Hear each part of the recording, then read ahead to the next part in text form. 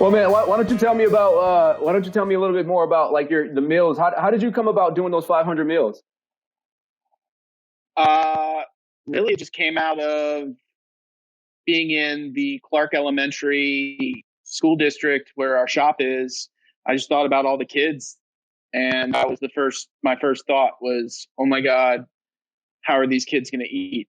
And as I dived into it, I realized that the schools are actually doing a really good job helping out and getting the food to kids. But then I was like, wait, there's got to be a whole lot more people that need food, especially this time. Granted, there's always people that need food, and that's kind of what I'm realizing now. Yeah, And that's kind of how we're going to be positioning ourselves in the future, is kind of uh, be here and always be delivering free meals to those who need it using local ingredients. But it was kind of, it started off with, oh my God, I got to feed the neighborhood. And then, oh my God, there's got to be more people that need food. And then it was like, wait, what about all these farmers that have spent years and years and years cultivating these crops that need to go to people? So we just kind of put two and two together and kind of took the philosophy of our original restaurant, Brookville, and just getting local ingredients and making meals for those who are hungry and those who need food. that's awesome. And with the local farms that you've been using, are you changing your menu according to like the season, based off what they have? Yeah, it's Or do yeah, you it's going to be have them growing completely anything special? seasonal. So Okay. nothing special. We're kind of just taking what they have. I didn't want to go into having them grow specific things for us. I just wanted to be like, what do you guys have? Do you have Yeah, a surplus of anything that you need us to use? What can we do to make sure that the product that you're growing is getting to people who need food? So right now we've got a lot of asparagus, a lot of strawberries, which are some of the nicest strawberries I've ever had in years. The Virginia strawberries right now are, yeah, the yeah, best I've had in probably a decade. Um, and yeah, we're just kind of seeing what the local food hub has on Fridays, planning our menu out for the next week, basing our order, and then we get to start on Mondays with a really, really busy day, and then go from there. that's awesome, man. And with some of the local farms that you're using, do you know if they do home deliveries? Can folks, that have a little extra income, can they order from these farms and get some of the fresh produce? One of the great things that we do is we work with the local food hub a lot, and they have a drive-through market now. So I'm not quite sure how it works. I believe you go onto their website, but you can pre-order from local farms, local artisans, and you literally drive through, you open your trunk, they put it in, no contact, and you've got local product. You're supporting your neighbors and you're eating really delicious, super nutrients dense veggies and meats and pretty much anything, because it's coming right from the ground right to your table. That's one thing. Like when I first moved to Virginia, for those that don't know, I'm not native from here. I'm not native of Virginia. But when I moved here, that was the one thing that remind me when I lived in Hawaii that like it hit me. Like when you look at the state of Virginia, agriculture is one of the top revenue producers for the state. So when you look at the farms here, man, like these farms here are just badass. The farmers are just as passionate about food as the chefs. And when you talk to them and you go out and you have you build these relationships with the farmers, I mean, they're pouring their soul into what they're doing. And as you're pointing out, man, I mean, from the stuff that's coming out of the ground this year, especially this year with all the rain that we've had thus far, it's really producing some amazing, amazing product. And I think that like Yeah, the folks that are getting your food, they're lucky, man, to be sorry to able interrupt. to. Yeah, the lettuce that we get from Mannequin Town down in Powhatan, it's got flavor. You bite into the lettuce, you don't need a lot of vinaigrette. It's got the flavor, and by doing that, you make it even healthier. Because you're not having to douse it with a whole bunch of stuff as it is. Yeah. Do you find this as an opportunity to kind of educate people on local product, like you're pointing out with the lettuce and the flavor that you're getting from the lettuce? Are you able to like communicate that in any way to the folks that are enjoying it? But I don't want to. I don't want to be overly. Um, if people want to know the questions, I'll answer it, but I'm not going to preach. I'm just going to let people know that we've got are working really, really hard to produce really outstanding product. And I'm going to make sure that we purchase that to make sure that someone that needs a free meal. That's awesome. That's so awesome. I think that what you just said is so powerful too, man, because, like a lot of times folks, like they don't realize what lane they're in and they try to do everything instead of focusing on what they're good at and what their original vision is. And I think that what you said is so powerful, right? You want to provide people with good food. You want to make sure people can put food on the table. And I think that that's powerful in itself, bro. We're in the service industry. I get joy out of cooking for people. So if I can get these amazing ingredients, we're going to enjoy it and appreciate it and love it and of my blood, sweat, and tears, figuratively. It just brings me all the joy in the world. It really is the reason I do what I do is I get to cook for people. Me to cook for more people than I've ever gotten to cook for in my entire life. So it's super gratifying in the sense that I'm getting to do what I for individuals, for my neighbors, like farmers, whether it's the kids down the street or needs a good meal. We're going to try and make sure that we. That's awesome, man. Would you say like like before this whole COVID thing, where did you see what direction did you see yourself heading in? And now with this newfound experience and this new need in the community. Well, actually, it's not new, but like this need in the community. How has this changed your trajectory? Well, yeah, that's the thing. There's been working for tens of years, decades, to make sure that food equity is very, very, very important. And really, before the whole crisis, I was lost. I was a lost chef. I wasn't doing what I was buying local products and cooking for people. So I was completely lost. And then this opportunity came, and in a way, it really reinforced what I love, and that's getting to cook for people and put smiles on people's faces. To just make a day that little bit better. Someone can just be able to gain a little easier. Dude, I think that right there, what you just said again, man, like I feel like as chefs, we go down this road on this journey of, wanting to master cuisine, and we work every station in the kitchen and we get passionate about cooking on the line. And then we get to a point to where we become an executive chef and we have to execute our own vision. And as you pointed out, man, it's amazing how muddy the waters get, how muddy your vision gets and how far away from your original intent you get, on this journey of being a chef. To your point of like this COVID thing, not even just for chefs, but from a personal standpoint, this has really forced people to reevaluate and realign, and I think that with what you just said, your new direction and where you're going, you feel like you're aligned with what you were supposed to be doing, man. I feel like a lot of people can inspire a lot of people to really, that people that haven't evaluated yet to really start thinking about that.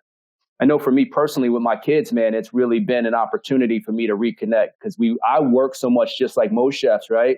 And it's allowed me to have a little bit more family time and to be able to build some bridges that, might have been a little dull. Yeah. I hope after to have a stronger sense of community. We're going to walk down looking at our neighbors in the eye, waving, and God, I want a freaking hug. I mean, that's people have asked me what I miss, what I miss the most. I'm a hugger. I want to give someone a hug. I can't hug my mom. The only people I have my two girls and my wife, but like I can't hug you. You'll see me running down the downtown mall hugging everyone. I mean, I think what I hope will come out of all this is that it will give us a stronger sense of community that we can take care of farmers growing the products and us buying it and then feeding it to whoever needs it. And I just hope that realize that as Charlottesville is Central Virginia, everything we need to make ourselves great within us in the sense of food, and we can really look into see that we can take care of each other. That's dope, man. That's dope. Hey, you're inspiring me, man. I love it. I love it, dude. That's awesome. So have you seen an opportunity to partner with any of like, cause I mean, as you know, there's a lot of, food opportunities, especially in the nonprofit world here in Charlottesville. And what I'm starting to see in my world is, cross-lateral partnerships between nonprofit and for-profit entities to attack a common cause. Have you seen any of that in your world? I glitched out really quick. No, I was saying in the nonprofit world where there's so many different organizations that are attacking this food issue that we have in our community. Have you seen any opportunities to partner with any of the nonprofits and do any work cohesively? I've been speaking with Food Justice, which is now called. They have actually my operations manager, amazing discussion with them yesterday about how we can in triage mode for the past month, and now it's time to okay, we're going to get through this at some point. So when we get through this, the needs are super high right now, and it's all over the spectrum. But there's always people that need to be fed, and there's some amazing groups that have been doing the work for years that we're getting to talk with and learn from, and just figuring out where our place in operation to try and make sure that eat a meal can have a meal. There are just so many people. We're just going to come in and kind of see where they want us, just because we're coming at it with a little bit of a different mentality, being a source ingredients. It just allows us to do it, but having the conversations with them, learning an immense amount of information in a very quick amount of time about going on in the area and how we can fit in just to help the machine to help the community. That's awesome, man. That's awesome. That's great. I mean, with this new direction you're headed in, obviously things are never going to go back to normal. Do you feel like what you're doing is sustainable? And do you feel like people can? Go ahead. That's what we're doing right now. We're trying to build a business plan to make sure that it's going to have to rely on donations for part of it, but we also have our paid for program there towards our free meal program. So right now we've got meals that is, I mean, it's a little expensive, but for those who can afford it, they can get it at $75. They produce 10 meals. So by them getting that dinner, that allows us to produce 10 more free meals for those who need it. So really it's trying to be a balance of trying to figure out how to run having income to be able to do all lines so that we know that all donations are going straight towards purchase of food pockets so that the food can go straight to those who need its stomach.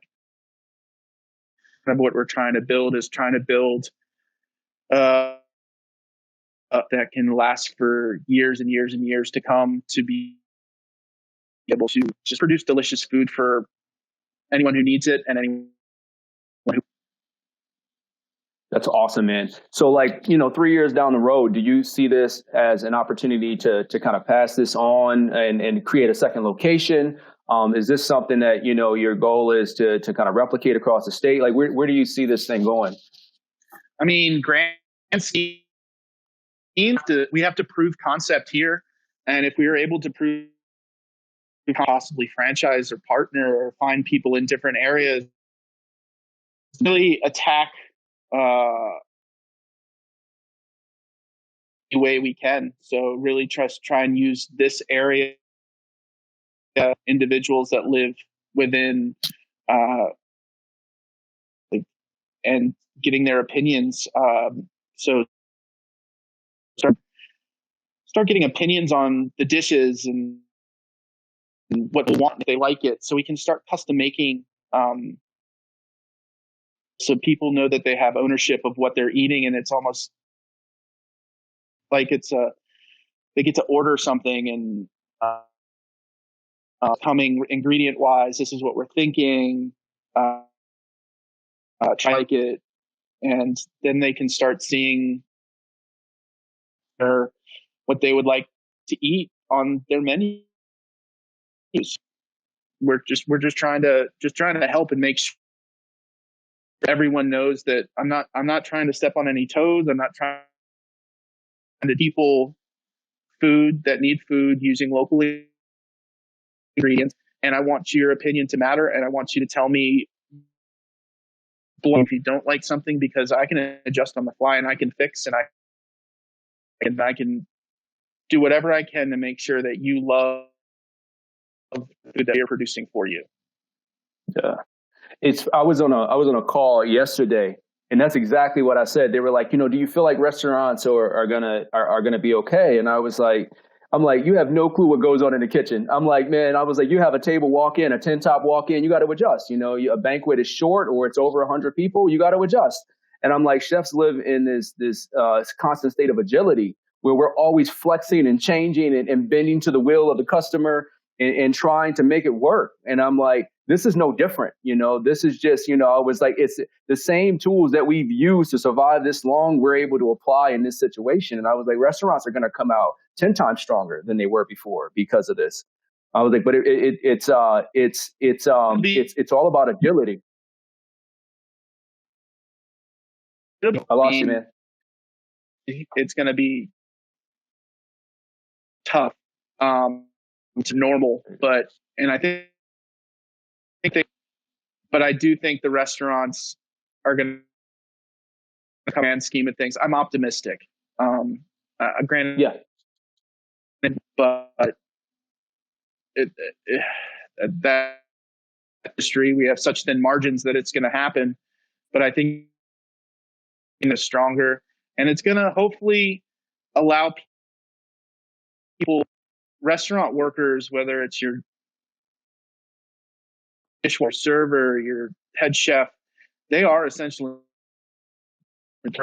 along with the doctors and nurses and grocery stores, they are helping keep the backbone of the United States. So hopefully it'll allow people to have people that are actually producing the food and giving them the food. People will think twice about leaving a mean Yelp review or something that allow people to realize that these people have put themselves in danger to make sure that you're allowed to be safe with your kids and your family. So that's one thing. Out of all this, people realize that restaurant important is the doctors and the nurses and the firemen and but we are all on the same level. No one's better than anyone. We're all here to make sure that society can run and strongly. Yeah, that's really powerful, Harrison. Welcome back. Hey, I was here. I was just quiet. I wanted to jump in really quickly just because we had a couple of questions from the audience. So Sherry is asking, how can the citizens in our community help support this project and keep it going after COVID? Well, we have a GoFundMe partner with the 501c3 Blue Morning Incorporated, allow us to have the donation side donations, but we also still have our paid for meals. Like we can put anyone on our email list, just at gmail.com, and we send out the weekly menu. We deliver on Tuesdays and Fridays, and go directly towards our basically everything we're doing in Keevil is make sure that the free meal program continues to live as it can. That's great. And we'll get those links and send them out to everyone at the end of this. That'd be awesome. Yeah. Rachel asked, have you had any surprising conversations or interactions with meal recipients since starting the program? Nothing surprising. It's nice to walk down the street and someone say, because I'm not going to lie, it's hard. I was up to produce 300 meals I think got picked up at 7, and I mean it's hard, but when I'm walking down the street, it's thank you or way to go, it really made a fire to make sure that I can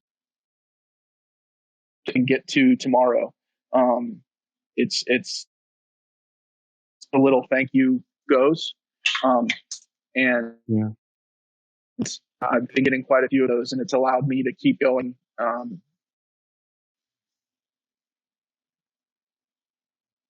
very great. I think with that, unless there's any more questions from the audience, we'll probably conclude our first ComCom Live. I want to thank Antwon again. I want to thank Harrison for the amazing work that you did in our community every day, for the amazing conversation you guys just had. It was so powerful and so wonderful. Thank you both. Yeah.